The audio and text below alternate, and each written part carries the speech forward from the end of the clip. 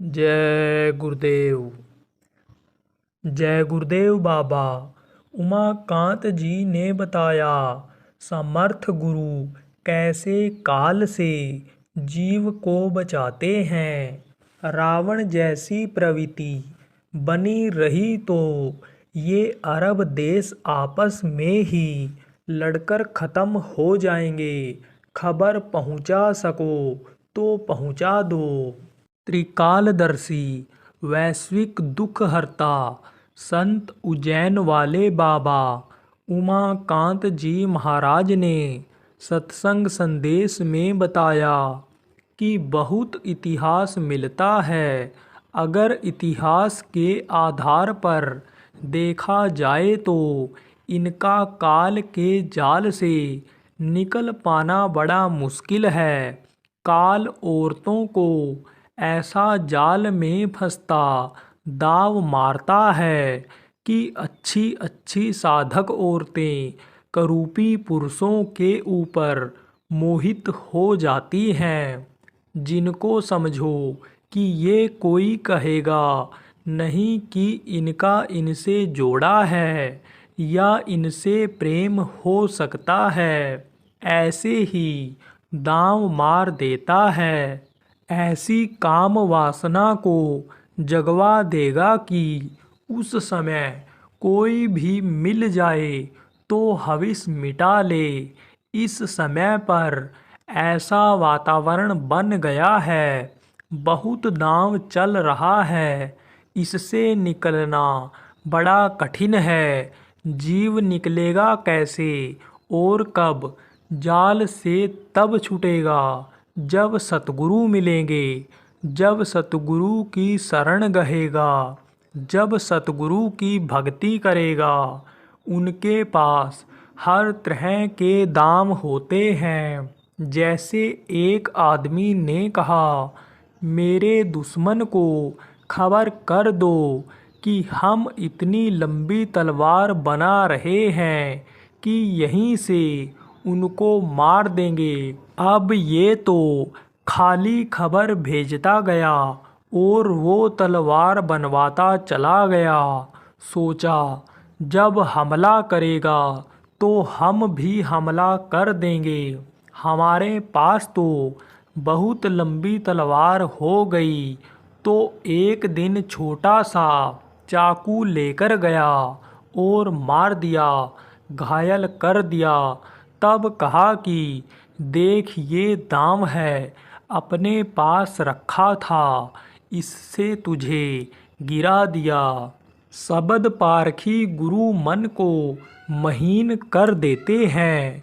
कहावत है, गुरु करे जानकार, पानी पिए छान कर। जब तक गुरु मिले नहीं साचा, तब तक गुरु करो 10 पाँचा। जब तक सच्चे गुरु न मिले तब तक गुरु बदलते रहो। दत्तात्रेय ने 24 गुरु किया था। तज्जो पिता प्रहलाद, विभीषण बंधु भरत महतारी। बलि गुरु तज्जो, कंज ब्रज बनी तन्ही, भय मुद मंगलकारी।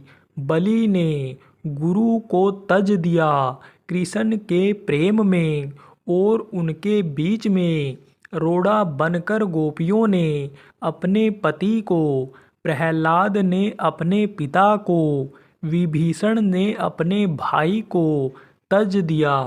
ऐसे ही जरूरत पड़ने पर काम का न हो, और अगर वो इस तरह का भ्रम पैदा करता हो तो उसको छोड़ करके दूसरा सच्चा समर्थ का हाथ पकड़ लेना चाहिए। अब ये जरूर है कि गुरु गुरु सब एक हैं, कोई ना ही छोट। शब्द पारखी महीन है, बाकी चावल मोठ। महीन चावल बहुत पसंद आता है, स्वादिष्ट होता है, हजम जल्दी होता है।